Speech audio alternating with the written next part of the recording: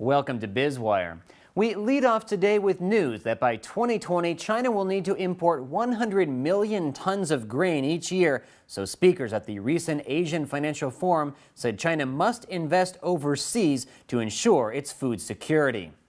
Fan Shengeng, the Director General of the International Food Policy Research Institute, said China and India will have to open to global markets like Australia, Africa, and Latin America and invest in these countries' agricultural production. Frank Ning, the chairman of COFCO, China's largest food conglomerate, said last year China imported 3 million tons of rice, 3 million tons of wheat, and 60 million tons of soybeans, which accounted for 60% of the world's trade in soybeans.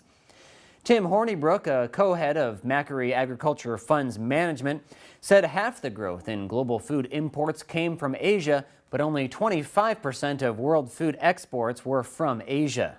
China is said to have had a $27 billion annual food deficit.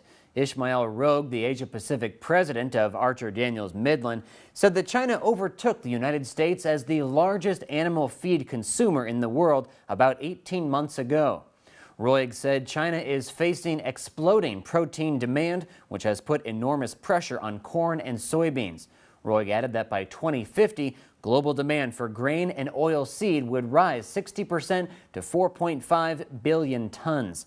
According to media reports in China, COFCO plans to spend more than $10 billion on overseas mergers and acquisitions in the next 5 years.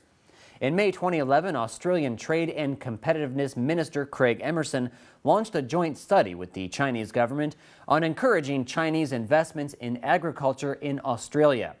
David Farley, the chief executive of Australian Agriculture, a beef and agricultural producer, said Australia exported 60% of the food it produced, and its food output could feed 60 million people. But if its agricultural technology was exported to places such as Africa, 500 million people could be fed.